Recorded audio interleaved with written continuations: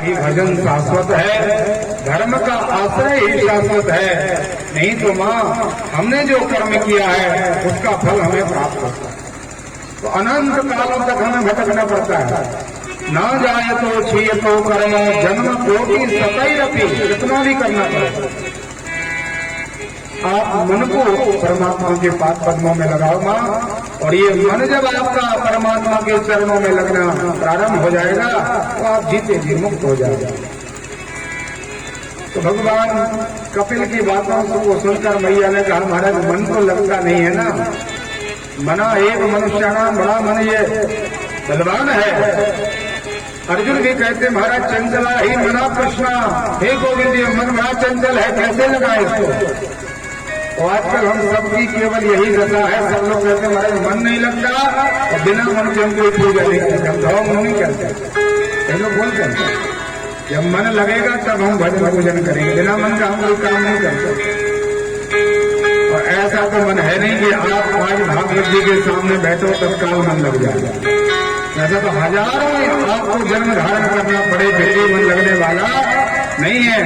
मन कैसा है, ध्यान अभ्यास वसिक कृतेन मनसा तन निर्गुणम निश्चयम। ध्यान और अभ्यास की वस्तु है मन।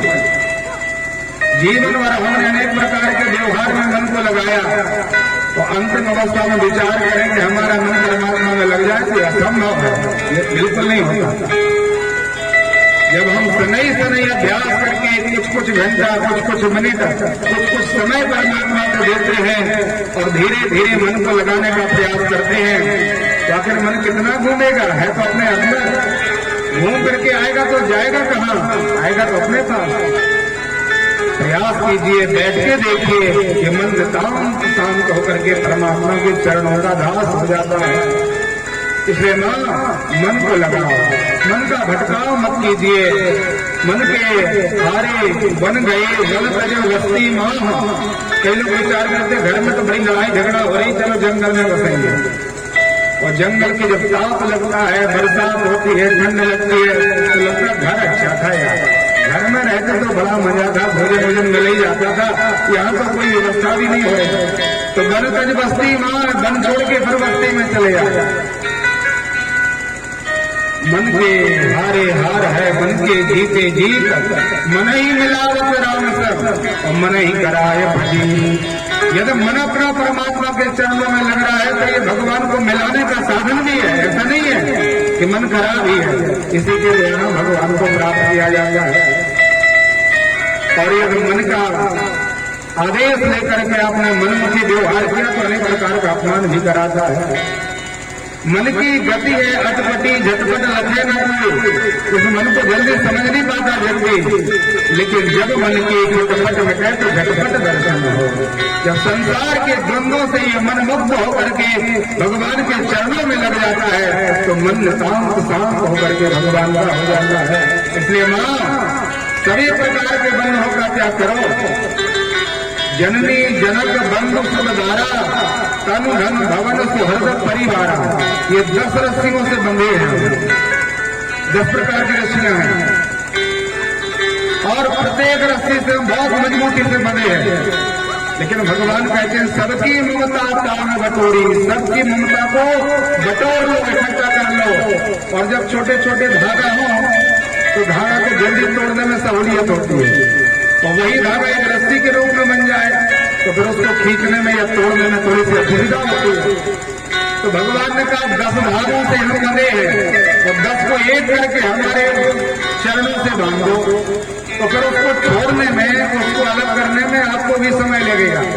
इसलिए छोटे छोटे धागों को धक्का देके तोड़ के तो हमारे चरण का आश्रय ले लो। तो जो एक बार हमारे चरण शरण ग्रहण कर लेता है उसको बैकुंठ हम योगी दुर्लभम, देवताओं के लिए योगियों के लिए दुर्लभ वस्तु जो बैकुंठ है वो प्रदान कर देता है। तो मैया देवहूति ने जब ये सुंदर आख्यान श्रवण किया तो मन द्रवीभूत हो गया। जब कोई बहुत सज्जन हो तो अपन कहते हैं कि देखो हम व्यक्ति का मन वो पानी की तरह बहता है। ऐसे सही में देवहूति मैया एक सिद्धिदान नदी के रूप में परिणित होगी, बहने लगी मां। भगवान कपिल ने विचार किया ये मैया पवित्र है, माँ अपने शरीर को त्याग करके परमात्मा को प्राप्त होने वाली है। तो तत्काल उसी सिद्धिदा नाम की नदी में महात्मा कपिल जी ने स्नान किया और भगवान समाधित हुए। शाम प्रसाद का स्नान। बोले कपिल भगवान की जय हो। देवभूति मैया और करदम ऋषि का महाप्रयाण हुआ। भगवान की सारूप्य भक्ति उनको प्राप्त हुई। श्री सुखदेव जी ने कहा कि महाराज मनु महाराज की संतानों में जो जन्म लेती उनकी ऐसी संतान होती जो त्रिलोकी में अपना नाम स्थापित कर देती थी। बड़ी बड़ी संतान है। लेकिन दक्ष प्रजापति की छोटी बेटी नाम सती रखा गया, लेकिन सती को अपना देह आदि अवस्था में पूरा करना पड़ा। इनके यहाँ कोई बेटा बेटी का जन्म नहीं हुआ। तो जब ये कथा परीक्षित को श्रवण कराई तो परीक्षित जी ने हाथ जोड़ के कहा, गुरु जी महाराज ऐसा क्या हो गया जो मैया सती के लिए अपने देह को छोड़ना पड़ा और मां सती के यहाँ किसी संतान का जन्म क्यों नहीं हुआ? महाराज हमें कथा सुनाई। तो भगवान विष्णुदेव स्वामी शिव और सती चक्र में प्रवेश किए, भोले बाबा को प्रणाम किया और कहा, महाराज एक बार प्रयाग की भूमि में बहुत बड़ा यज्ञ का आयोजन किया। जैसे यज्ञ होते हैं हर जगह, अपने भी गांव में यज्ञ होने वाला है अक्षय तृतीया से। इसी प्रकार का यज्ञ प्रारंभ हुआ तो सबने कहा कि महाराज आपकी छोटी बेटी सयानी होगी, आप विवाह क्यों नहीं करते? अपनी कन्या बड़ी हो जाए तो चार लोग कहते हैं महाराज आप विवाह कर दो। तो दक्ष से कहा कि आप अपनी सती का विवाह क्यों नहीं करते? महाराज वो विवाह की और वो ये विवाह करना चाहिए। दक्ष ने कहा मन तो मेरा भी विवाह करने का, लेकिन क्या बताऊं उसके योग कोई वर नहीं मिल रहा। तो जितने देवता थे सबने कहा कि आप भोले बाबा विश्वनाथ जी के साथ विवाह कर दो। भगवान शिव बड़ी कृपालु है, औगरदानी है, भक्त भयहारी है।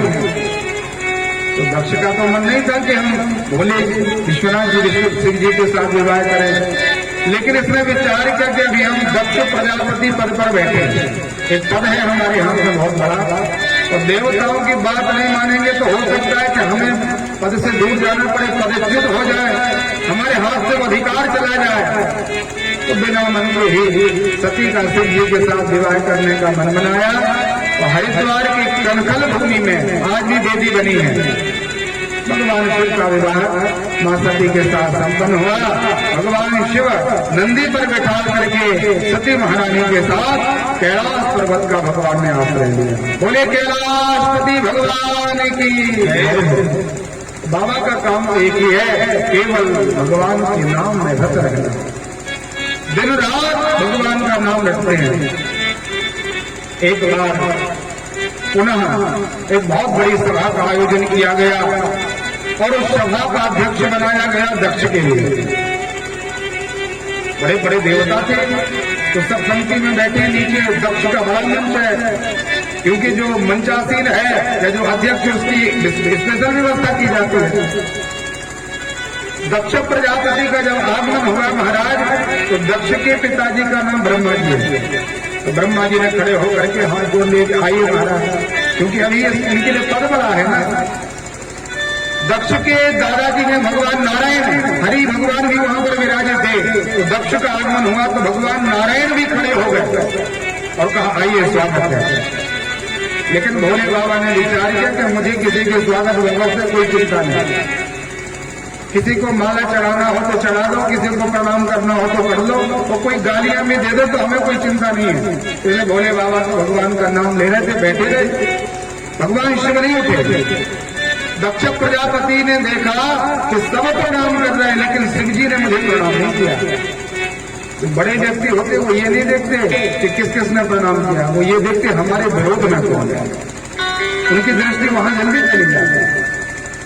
दक्ष ने आकर के हाथ उठा करके कहा सावधान, इस संसार में मेरा इतना बड़ा पद है, मैं दक्ष प्रजापति हूँ, प्रजापति पद पर प्रतिष्ठित हूँ, और पेतवासी इस घोरी पेतों का साफ करने वाला ये घोरी बाबा मरकट लोचन नंग धड़ंग रहने वाला, भस्मी लगाने वाला, मेरा तो बिल्कुल मन नहीं था इसके साथ कन्या का विवाह कर दूं, लेकिन ऐसे दुष्ट के साथ मैंने विवाह किया। देखो आज इसने क्या हमारा संबंध के लिए निभाया, मेरा प्रणाम नहीं, मुझे स्वीकार नहीं किया इसने।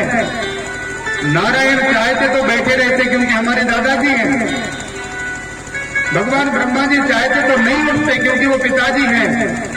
लेकिन जहां ब्रह्मा जी खड़े हो गए, नारायण भगवान ने खड़े होकर के स्वागत किया, इस शिव ने हमारा बहुत पुरस्कार किया। इसलिए आज के बाद जो भी आयोजन किया जाए उसमें शिव जी के लिए कोई नहीं बुलाएगा, अरुद्र भागम कोई इसके लिए भाग नहीं देगा। तो देवताओं को लगा कि ये तो अनुचित बात है महाराज, ये तो अच्छा नहीं किया। देवता तो थोड़े बैठे रहे, लेकिन नंदी बाबा खड़े हो गए और महात्मा नंदी ने कहा तुम जैसे चाटुकार ब्राह्मण, अरे छोटा सा कोई पद मिल गया, अपनी ब्राह्मण की गरिमा को भूल गए। ब्राह्मण भगवान का भजन करने वाला होता है। हरिहर निंदा सुने ही जो काना हो, पाप गौ घात समाना, सुनने मात्र से। और तुम ब्राह्मण देहधारी हो और तुमने भगवान हरि की इतनी निंदा की। तुम जैसे चाटुकार ब्राह्मण सर्वभक्षी हो जाए, ऐसा श्राप हो दिया। लिखा हुआ है भागवत में, सर्वभक्षा ध्वजावृत्ति चतुर्ध्या तपोव्रता। तुमने अपनी राजनीति को चमकाने के लिए शिव जी का अपराध किया। तो दक्ष को भी बड़ा क्रोध आया और महात्मा दक्ष ने विचार किया ये हमारा प्राण कर रहा है, नंदी हो गए, पशु हो गए। तो नंदी बाबा को श्राप दे दिया कि तुम जैसे शिव के गण पाखंडी हो जाए, तुम लोग कभी मुक्त नहीं हो पाओगे। तो भगवान शिव को लगा के देखिए यहाँ पर ये स्वागत की बेला थी, माल्यार्पण होना था, सुंदर स्वागत चलना था, तो यहाँ तो महाराज अनेक प्रकार के अभिशाप, नाना प्रकार के श्रापों की वर्षा हो रही। कुछ ज्यादा काम न बिगड़ जाए तो भोले बाबा ने अपने गणों को लिया, नंदी बाबा को लिया और उस सभा का परमात्मा ने त्याग कर दिया। दक्ष ने विचार किया कि देखिए यदि शिव जी के अंदर साहस होता तो युद्ध करते, कुछ तो बोलते। कितना डरने वाला कायर है, उसने एक शब्द भी नहीं बोला कुछ और इस सभा का त्याग करके चला गया। अब उसका ज्यादा अपमान करना चाहिए, इसलिए भगवान शंकर बाबा का अपमान करने के लिए, बाबा को नीचा दिखाने के लिए, भगवान शिव का अपमान करने के लिए बहुत बड़ी यज्ञ का आयोजन किया हरिद्वार की पावन भूमि पर। और लिखा है कि ब्रह्मा जी से लेकर चीटी पर्यंत सबको निमंत्रण दिया, हर जगह निमंत्रण लगा, लेकिन भगवान भोले बाबा को निमंत्रण प्राप्त नहीं हुआ। उसी समय भगवान शिव विचार करने लगे कि हमने कथाएं तो बहुत गाई, राम कथा हमने बहुत सुनाई, अब सुनने का मन हो रहा है कि बैठ करके शांति से कथा सुने। तो भगवान शंकर बाबा मां सती से कहते हैं कि चलो हम भारत चलें, तो भारत भूमि में जाकर के 9 दिन बैठ करके राम कथा सुनेंगे।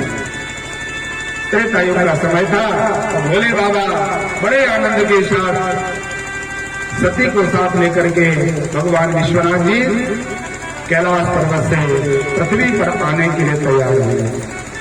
एक बार त्रेता युग माही, श्री राम जय राम जय जय राम।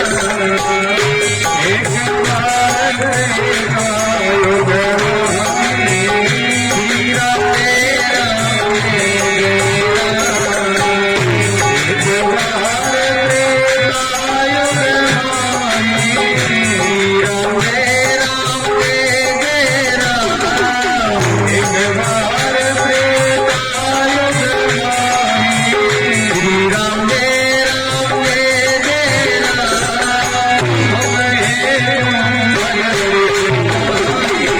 श्री राम जय राम जय जय राम। श्री राम जय राम जय जय राम। भगवान भोले बाबा को लगा के चलो पृथ्वी पर चले, तो संग सती जगत जननी भवानी, पूजे मुनि अखिलेश्वर जानी। भगवान अगस्त बाबा को लगा के देखे मेरा जीवन पवित्र हो गया, जिन परमात्मा को स्वप्न में भी प्राप्त नहीं किया जा सकता, वो भोले बाबा अपनी पत्नी अखल कोटि संसार की जो अधिष्ठात्री देवी है, जो जगत की जननी है, जो भवानी है, वो हमारे आश्रम में आई है। तो दंडवत होकर के प्रणाम किया, बहुत सुंदर स्वागत किया और भगवान से कहा, महादेव आप सच्चे अर्थों में भोले बाबा, मैंने कोई आवाहन नहीं किया, आपको बुलाया नहीं और आप हमारी कुटिया को पवित्र करने के लिए भगवान पधारे हो, इसलिए आदेश दीजिए महाराज, हमारे योग्य जो सेवा हो हम आपके चरणों में अपने प्राण न्यौछावर करने के लिए तैयार हैं, केवल आपका आदेश मिल जाए प्रभु। बाबा ने कहा, महाराज आप नीचे बैठे हो, ऊपर आकर के यहाँ बैठो, मैं नीचे बैठ जाऊंगा। तो भोले बाबा बड़े उच्च सिंहासन पर बैठे थे और शिव जी उतर के नीचे बैठ गए और अगस्त बाबा को ऊपर बिठा दिया। सती मैया देख रही थी। सती ने विचार किया कि जो ब्राह्मण अभी हमारे चरणों में प्रणाम कर रहा है, तो हमारे चरणों से निकले हुए जल को पान कर रहा है, तो हमें बार बार दंडवत कर रहा है, तो उसको बाबा ने ऊपर क्यों बिठा दिया। और शिव जी ने कहा, महाराज आपके मुखारविंद से 9 दिन राम कथा सुनने का मन है, आप कृपा करके हमें राम कथा सुनाइए। भगवान शिव जी हाथ जोड़ करके बैठे, विचार कर। अगस्त जी ने कहा, बाबा ऐसा उपहास क्यों करते हो मेरा? अरे आपने संसार में सभी प्रकार के जो वेद निकले हैं, जो मंत्र निकले, जो इतिहास निकले, जितनी कथाएं निकली है, सब भगवान शिव जी की कृपा से आई। और आपने रामचंद्र मानस का निर्माण किया, रचि महेश निज मानस राखा और पाए उस समय उमा सब भाका। ये सब आपने निर्माण किया महाराज, हम आपको क्या सुनाएं? बाबा ने कहा, जो आपको आए सो आप कथा सुनाइए, हमें तो कथा सुनना है। तो महात्मा अगस्त को लगा कि देखिए, जब ऐसे श्रोता प्राप्त हो जाए तो फिर वक्ता के अंदर जितना जो होता लगता तो उत्तमोत्तम प्रकार की कथा सुना दी जाए। हमारे अंदर जो है सब दान कर दो। श्रोता वक्ता ज्ञान निधि कथा राम की हो। जहाँ श्रोता के रूप में भगवान विश्वनाथ हो, तो वक्ता के मन में बड़ी उत्कंठा जागी कि आपको बहुत जल्दी कथा सुना। तो 9 दिन बैठ करके भगवान शंकर बाबा ने राम कथा का आश्रय लिया, लेकिन तुलसीदास जी ने लिखा, सुनी महेश, भगवान शिव जी ने कथा सुनी, सती का नाम गोस्वामी तुलसीदास जी ने लिखा है। मैया को थोड़ा सा अभिमान आ गया कि जो ब्राह्मण हमारे चरणों में प्रणाम कर रहा है उसके मुंह से क्या कथा सुने। और नियम है कि जब तक वक्ता के प्रति हमारा श्रद्धा भाव नहीं होगा, तब तक कितनी भी अच्छी कथा गाई जाए, लेकिन आपको आनंद का कारक नहीं होगी, उसमें आपको किसी प्रकार का ज्ञान नहीं हो सकता। बाबा ने तो प्रेम से कथा सुनी, मैया को थोड़ा सा अच्छा नहीं लगा। भगवान शिव ने कहा कि देखिए, आपको कथा भाव से सुनना चाहिए, भगवान राम जी की कथा है। मैया ने कहा, ठीक है, जब आप सुनाओगे तब कथा सुनाएंगे। और बाबा विश्वनाथ जी ने कहा कि महाराज आप इस कथा का परिश्रम बताइए, आपका इतना परिश्रम हुआ, आप शंकर जी बताओ क्या दक्षिणा दे दें आपको। आप वरदान मांगिए, जो मांगोगे सो मिलेगा। अगस्त बाबा ने विचार किया कि शिव जी देने के लिए तैयार हैं, इसलिए बहुत जल्दी मांग लेना चाहिए। हाथ जोड़ के कहा, बाबा जैसे आपको राम की भक्ति प्राप्त है और आप भगवान राम की भक्ति में रात दिन निमग्न रहते हैं, इसी तरह भगवान हे शिव जी, यदि आप कृपा कर रहे हैं तो हमें भी आपके समान राम की भक्ति प्रदान करें। भक्ति का वरदान मांगा महात्मा अगस्त बाबा ने। शिव जी चलने लगे।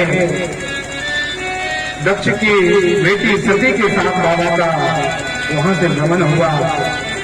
भगवान को लगा कि हमने अभी अभी राम जी की कथा सुनी है, तो कथा की महिमा है कि दर्शन होता है, इसलिए ढूंढ रहे थे कि कहीं भगवान का दर्शन हो जाए।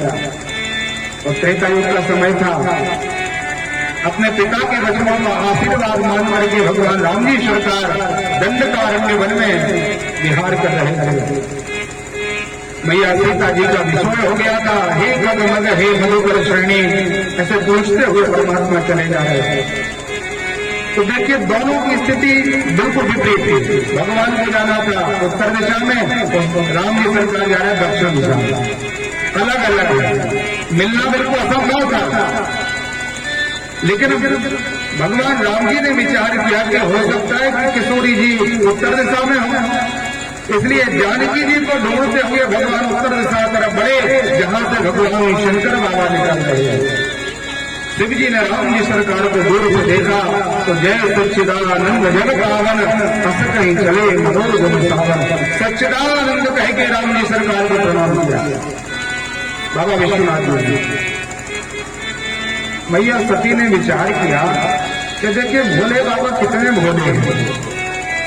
एक राजकुमार तापस वेश विशेष उदासी के साथ चले जा रहे और दशरथ के बेटे हैं, इन बेटों के लिए परमात्मा ने सच्चिदानंद कह के प्रणाम किया। सच्चिदानंद तो ब्रह्म का नाम है महाराज, और जब ये ब्रह्म है, ये भगवान है, तो इनके लिए भी इतना पता नहीं कि हमारी पत्नी कहाँ है। एक साधारण कोई योगी बन जाए तो वो नेत्र बंद करके बता देता है आपका घर इस दिशा में है, आपके घर के सामने ये है, आपके माता पिता का नाम ऐसा है, इतने भाई हो, ये बंधु हो, ये सब बता देता है। और ये ब्रह्म होकर के भी इतना पता नहीं कि हमारी पत्नी कहाँ गई।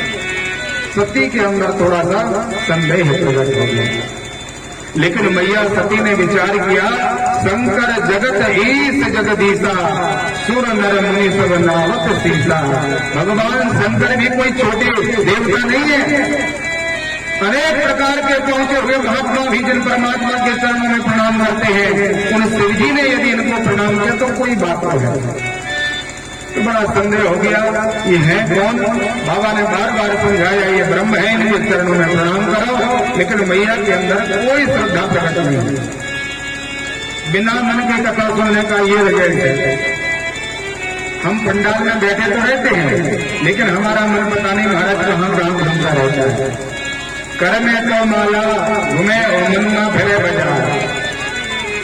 यहाँ 3 घंटा बैठे रहेंगे, लेकिन मन कहाँ रहता है इसका कोई भरोसा नहीं। और सती के साथ यही होगा। 9 दिन कथा पंडाल में तो बैठी नहीं, लेकिन कथा का कोई असर इनके जीवन में नहीं आ पाया। भगवान ने बार बार समझाया, मैया पर भरोसा नहीं गया। तो बाबा ने कहा तो तुम्हारा मन क्या है? बोले महाराज हम ब्रह्म की परीक्षा लेना चाहते हैं। बाबा ने कहा ठीक है। तो शिव जी तो भगवान का नाम लेकर बरगद के वृक्ष के नीचे बैठ गए। मैया का आदेश हुआ मां पहुंची तो भगवान विलाप करते हुए चले जा रहे हैं। सती ने विचार किया कि देखिए यहाँ अभी इनको सीता जी का ज्यादा दुख है, तो क्यों ना सीता जी का ही रूप बना। और तत्काल सती मैया ने सीता का रूप धारण कर लिया। मां सीता का रूप धारण किया और राम जी के आगे आगे चलने लगी। जो नकल करता है वो असली की बराबरी नहीं कर सकता, क्योंकि जो सत्य है वो सत्य है और जो असत्य है वो असत्य है। भगवती आदि शक्ति जगदम्बा सीता जी भगवान राम जी के पीछे चलती थी, लेकिन आज सीता जी का रूप धारण करके सती जी आगे आगे जा रहे हैं, राम जी सरकार पीछे पीछे। तो सबसे पहले लक्ष्मण जी ने देखा, लक्ष्मण देखो अमाकृत भेषा चकित भय। महात्मा लक्ष्मण जी बड़े चकित हो गए कि प्रत्येक कल्प में सीता जी का मिलन रावण के वध के बाद होता है, लेकिन अभी तो रावण से कोई किसी प्रकार की लड़ाई नहीं हुई, कोई उसका मरण नहीं हुआ, सीता जी पहले मिल गई। तो बड़े चकित हो गए, लेकिन फिर देखा उमाकृत भेषा। लक्ष्मण जी एक दृष्टि में समझ गए कि सीता जी नहीं, ये तो जानकी जी का रूप लेकर के सती जी आई।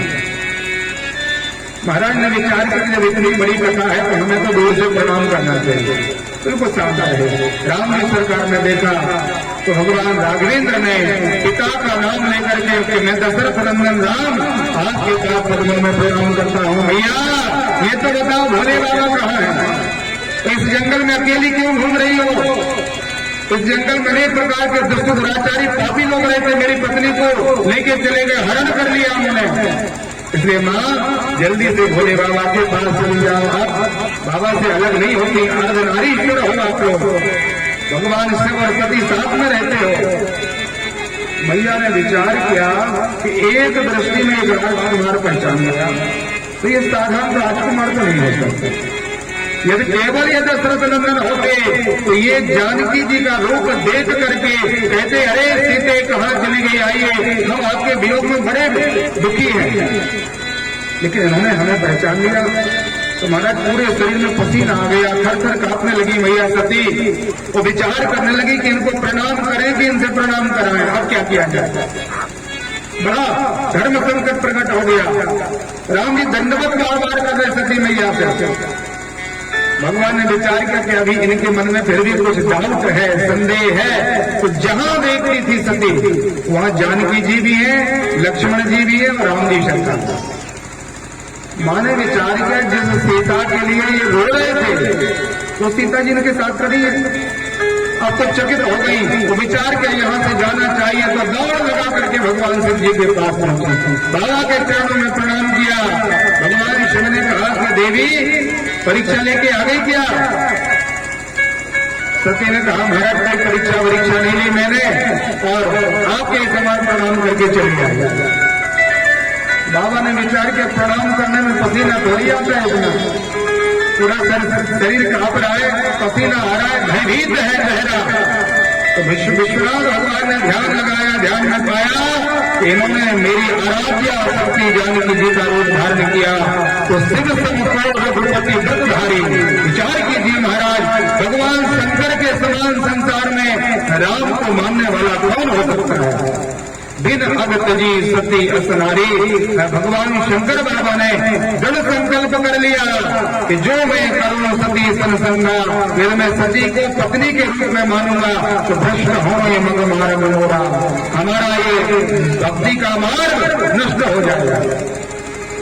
बाबा ने संकल्प लिया, जय जयकार होने लगी। वो कहा भगवान संकल्प लेने में आपके समान कोई नहीं हो सकता। सती जी ने विचार किया, बाबा ने कोई बड़ा संकल्प ले लिया। सती जी ने ध्यान लगाया, ध्यान में पाया कि बाबा ने हमारा क्या कर दिया। तो सती जी ने उन्हीं राम जी सरकार के चरणों में प्रणाम किया। जो प्रभु दीन दयाल कहावा, हे भगवान यदि आपका नाम दीन बंधु कृपासन को भक्त वत्सल है तो ऐसा कोई उपाय करना कि जल्दी से हमारा शरीर पूरा हो जाए और हम परमात्मा के विरोध को सहन न कर पाए, ये शरीर हमारा पूरा चला जाए, हमने पाप किया, दूसरा जीवन मिले और हमें केवल बाबा विश्वनाथ जी का शरण ग्रहण करने का अवसर मिले, केवल भगवान सिंह की दासी बनने का अवसर।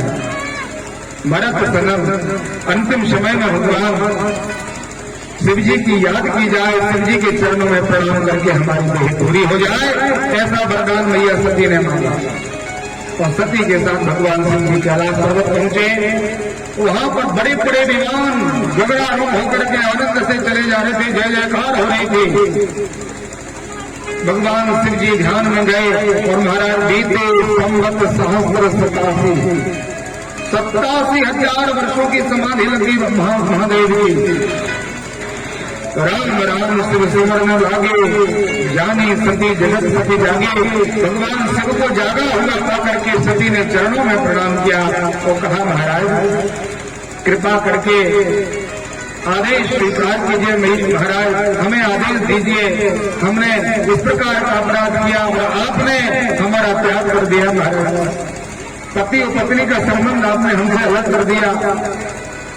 लेकिन कुछ समय पहले हमारे पिताजी ने महाराज बहुत बड़े यज्ञ की शाला का निर्माण किया है, यज्ञ का आयोजन किया जा रहा है, इसलिए प्रभु कृपा करके हमारे साथ उस यज्ञ में चले, कुछ क्षण हम वहां पर यज्ञ का दर्शन करके लौट आएंगे। बाबा ने कहा निमंत्रण आया है क्या? मैया ने कहा महाराज निमंत्रण तो जरूर आया है। कई बार ऐसा हो जाता है निमंत्रण देने वाला तो दे देता है, लेकिन जिसको दिया वो वहां तक नहीं पहुंचा पाता। तो ऐसा हो नहीं सकता कि पिताजी ने हमें निमंत्रण न दिया। तब बाबा ने याद दिलाया कि हम लोगों की थोड़ी लड़ाई चल रही। आज बताया भगवान शिव की कितनी बड़ी गृहस्थी है। देखिए हमें सीखना चाहिए अपने गृहस्थ जीवन को चलाने के लिए। आजकल के दामन का अपराध हो जाता तो दौड़ कर आते हैं, अपने पत्नी को बताता कि क्यों तेरे पिताजी ने इतना अपमान किया मेरा। लेकिन बाबा ने उस समय कुछ नहीं सती से कहा। आज बताया कि एक बार आपके पिताजी को उठ करके हमने प्रणाम नहीं किया और उन्हें इस प्रकार से शब्द भाषण किया, गालियां सी देने लगे। उस समय से हम लोगों की थोड़ी सी लड़ाई सी, इसलिए बुलाया नहीं। माँ ने कहा महाराज आप मेरे लिए चलिए, एक दिन के लिए चलिए, फिर हम वापस आ जाएंगे। भगवान ने कहा कि जहां पर एक छोटे से देवता के लिए बुलाया गया है, सबसे कठिन जाति अपमाना, ये सबसे बड़ा अपमान है। माता पिता के घर, मित्र के घर आप रात में भी जा सकते हैं, अधिकार है आपका, और आपका तो वो घर है। लेकिन जब ऐसा विशाल आयोजन है, प्रत्येक व्यक्ति के लिए सम्मान पूर्वक बुलाया गया, तो हमें भी यदि निमंत्रण आता तो आनंद से चलते। वहां जाएंगे तो आपका मरण निश्चित है, विनाश का हम दृष्टि देख रहे हैं, विनाश का कारण बनेगा। लेकिन बाबा ने विचार किया, रोक लेंगे तो सती यहां मर जाएंगी, और वहां जाने से तो फिर देह पूरी होने वाली है। बाबा ने कहा चलो ठीक है, चली जाओ। आदेश हुआ, सती महारानी की तैयारी की गई। महाराज दिव्य तैयारी, मैया सती को सजाया गया, कुबेर को बुलाया, अनेक प्रकार की तैयारी की गई। बाबा विश्वनाथ जी ने 40,000 रुद्रगण भेजे और कहा जितना सामर्थ्य के समान जो है से डटे रहना, सती की रक्षा करना, और इसके बाद भी यदि कुछ हो तो मुझे समाचार देना। ऐसा कहकर बाबा विश्वनाथ जी ने सती जी के लिए विदा किया। भगवान शिवराम जी का नाम लेने लगे। यहाँ दिव्य सुंदर उत्सव है, अनेक प्रकार का यज्ञ का आयोजन किया गया, नाना प्रकार के देवता पधारे। जिन देवताओं के लिए हम सुपारी आदि में यहाँ पर प्रतिष्ठा करते हैं कि नमग्रह आकर के बैठे हैं, वहां सूर्य सशरीर बैठे हैं, चंद्रमा का वास है, वरुण कुबेर दिक्पाल सब अपनी आसन लगा के बैठे हैं सशरीर। मैया पहुंची, दक्ष ने समाचार दे दिया था कि शिव और सती आएंगे तो नहीं, और ये जब आ जाए तो कोई भी उनका सम्मान नहीं करेगा, कोई वार्तालाप नहीं करेगा, उनसे जो बात करते हुए स्वागत करता हुआ पकड़ा जाएगा तो मृत्युदंड दिया जाएगा। ऐसा दक्ष ने आदेश दे दिया। जो बहनें थी वो मुस्कुरा करके चली गई। मां ने एकांत में आकर के अपने सती को हृदय से लगा लिया और बेटी से कहा, बेटी तेरी मायके की अभी हवा जो चल रही वो तेरे प्रतिकूल में है, इसलिए बेटी यहाँ से जल्दी से चली जाओ, आपके पिता आपके विरोध में हैं, यहाँ हम सब आपका सम्मान नहीं कर सकते, इसलिए बेटी जल्दी से चली जाओ। लेकिन मां ने विचार किया कि पिताजी तो हमारे पिताजी हैं, पिताजी पर बड़ा अभिमान होता है बेटियों को, और लगा मां ऐसी गलती पिताजी ने आखिर कैसे कर दी। दौड़ करके मैया सती आई, दक्ष के लिए प्रणाम किया। दक्ष ने देखा सती आई है, कहने लगे, अरे दुष्ट दुराचारणी, तुझे जब बुलाया नहीं था, निमंत्रण नहीं दिया था, तो तू यहाँ पर क्यों आई? अपना अपमान करने के लिए? तेरा कोई स्वाभिमान नहीं किया अपना? सती ने कहा, पिताजी हमारा घर है, अरे आप हमारे पिताजी हो और हमारा रात दिन हर समय आपके घर पर अधिकार है, आपने हमें जन्म दिया पिताजी। बार बार पुरस्कार करने लगे दक्ष। मैया ने चारों तरफ देखा तो अभी तो क्रोध नहीं आया मां को, लेकिन जब देखा कि राहु केतु के लिए सोने की सिंहासन बनी है, छोटे छोटे देवता बड़ी बड़ी बैतूर्ण मणियों पर विराजमान है, और हमारे भोले बाबा के लिए कोई आसन नहीं डाली गई, उनके लिए कोई स्थान नहीं दिया गया, तो पति का अपमान देख करके जगत जननी मैया को बड़ा क्रोध आया। और सती ने कहा, पिताजी अभी मेरे इस देह से आपका नाम जुड़ा हुआ है, मेरे देह को देख करके प्रत्येक व्यक्ति कहता है कि ये दक्ष की बेटी है, इसलिए हमारा तुम्हारा संबंध शरीर का है, और तुमने मेरे पति का तिरस्कार किया है, भोले बाबा का अपमान किया है, भलाई चाहते हो तो तत्काल बाबा विश्वनाथ जी को बुलाओ।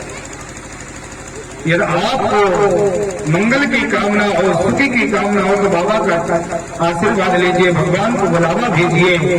दक्ष ने कहा कि तुम जाती हो कि नहीं, ना बलपूर्वक तुम्हें यहां से अलग करना पड़ेगा।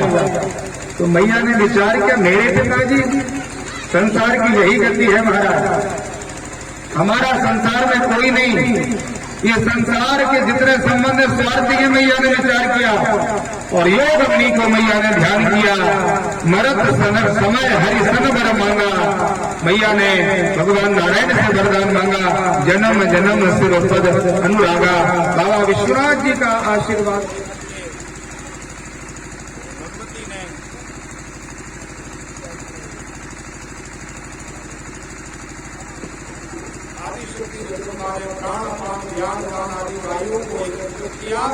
और योग अग्नि के द्वारा शरीर को भस्मसात कर दिया। बोल जगत जननी मैया की जय। हाहाकार होने लगा। वह यज्ञ महाराज जो इतने सम्मानीय थे आज शमशान के समान दिखने लगे। बाबा विश्वनाथ के गढ़ों ने आकर के घेर लिया, लेकिन इनका प्रभाव नहीं चला। एक गण दौड़ करके गया और भगवान शिव जी से कहा, महाराज हमारी मां ने अपना शरीर योग अग्नि में पूरा कर दिया। भगवान शिव ने सुना कि सती ने अपने देह को जला दिया। बाबा विश्वनाथ जी ने एक जटा निकाली अपने सिर से, धड़ाम से पृथ्वी पर लगाई और जटा से वीरभद्र प्रकट हो गए। बोल वीरभद्र भगवान की। बड़ा भारी शरीर महाराज वीरभद्र का, पैर तो पृथ्वी पर है और आकाश में सिर झुका हुआ है। शिव पुराण में लिखा है कि उस जटा के अग्रभाग से वीरभद्र और पीछे वाली जटा के भाग से महाकाली का जन्म हुआ। अनेक प्रकार की योगियों को साथ लेकर के 1000 शक्ति सेना। शिव महापुराण में लिखा है कि एक शिव जी के गण के साथ करोड़ों सेना थी। ऐसी विशाल सेना को विश्वनाथ जी ने तैयार किया। वीरभद्र से कहा कि दक्ष के यज्ञ के पास जाइए और उस यज्ञ में जो तुम्हारा जिस प्रकार से सामना करे तत्काल मार डालना। केवल समाचार प्राप्त करना था। वीरभद्र ने समाचार पाया। हर हर महादेव आदि मंत्रों का उच्चारण करते हुए बाबा की सेना चली। चारों तरफ से महाराज भगवान शिव की सेना ने घेर लिया। यज्ञ के जो आचार्य लोग थे उन्होंने विचार किया कि अभी प्रलय का समय नहीं आया है, लेकिन उत्पात तो ऐसे हो रहे जैसे प्रलय आ गया हो। प्रभु जी ने विचार किया कि कोई डाकू वाकू तो नहीं आ रहे महाराज, इतना बड़ा घोर सिंहनाद हो रहा है, बड़ा भारी भयानक तीक्ष्ण प्रहार होने वाला है। तो कुखा ऋषि ने कहा कि देखिए प्राचीन वर्ही का समय चल रहा है, इसमें कोई डाकू वाकू तो हो नहीं सकते। तब भगवान नारायण ने कहा कि ये शिव का क्रोध आ रहा है, भगवान शिव जी का अपमान करने का ये प्रतिफल है। चारों तरफ से भगवान शिव जी के गणों ने घेर लिया। तो नारायण भगवान और जितने बड़े बड़े शिव जी के भक्त थे उन्होंने दक्ष की यज्ञ का त्याग कर दिया। और कुछ लोग चाटुकारिता करने के लिए दक्ष के पास बैठे रहे। देखते ही देखते भगवान शिव के गणों ने उस यज्ञ की शाला को चारों तरफ से कैद कर लिया। यज्ञ भगवान ने विचार किया कि देखिए वीरभद्र का आगमन हुआ है, इसलिए अपन पीछे से निकल पड़े। तो यज्ञ भगवान ने पशु का रूप धारण किया, मृग का, और पीछे से जाने लगे। वीरभद्र ने कहा महाराज थोड़ा रुक जाइए, पूर्णाहुति का समय है और जो आए सबको प्रसादी मिलेगी, कोई बिना प्रसादी का नहीं जाएगा, बैठ जाइए महाराज। तो भगवान यज्ञ नारायण बैठ गए, क्योंकि जो पंथ पग धर ही नरेसा रही न तेज बुद्धि लवलेसा। इन्होंने भगवान शिव का अपराध किया, सब चित्रवत खड़े हैं। वीरभद्र ने आकर के देखा कि उस यज्ञ के आचार्य महात्मा भृगु ऋषि हैं। और जब मां सती जी बार बार कहती थी कि भगवान शिव को बुला लो, तो ये भृगु महाराज अपनी दाढ़ी पर हाथ घुमाते थे। जिनकी बड़ी दाढ़ी होती बार बार हाथ की इच्छा होती और घुमाते रहते, तो वो दाढ़ी पर हाथ घुमा के मंत्र पढ़ते थे। महात्मा वीरभद्र का आगमन हुआ और एक झटका लगाया, महाराज पूरी दाढ़ी नीचे, रक्त वहन होने लगा। प्रसू ऋषि जो थे बहुत ज्यादा खिलखिला करके हंस रहे थे सती के उस वियोग में। तो महात्मा वीरभद्र ने आकर के एक मुष्टक का प्रहार किया, वेदांती बना दिया, एक भी दांत नहीं बचा। महात्मा दक्ष प्रजापति के पास जाने लगे जब वीरभद्र भगवान, तो दक्ष ने विचार किया कि बचाने वाला कोई नहीं, तो दौड़ लगाना प्रारंभ किया, लेकिन बलपूर्वक वीरभद्र ने पकड़ लिया। और जैसे अपन कपड़े को निचो देते हैं, ऐसे ही वीरभद्र ने सिर को दक्ष के घर से अलग कर दिया और वह दक्ष का सिर उसी कुंड में स्वाहा, यजमान को ही स्वाहा कर दिया। और यजमान के हाथ में कलावा बना हुआ है पूर्णाहुति का। इस प्रकार का जब कार्य हुआ, बड़े बड़े शिव जी के गण आए, अनेक प्रकार से उत्पात करने लगे। देवता भयभीत हो गए कि अब बच नहीं पाएंगे, इसलिए सबने हाथ जोड़ लिया, महाराज रक्षा करो। जिन लोगों ने वीरभद्र के सामने अपना समर्पण कर दिया वो बच गया, और जिसने साहसपूर्वक युद्ध किया उसको वीरभद्र ने स्वाहा कर दिया। यज्ञ की भूमि कितनी सुंदर होती है, लेकिन मरघट के समान हो गई वो भूमि। अनेक प्रकार के रुंड मुंड पड़े हुए मरे।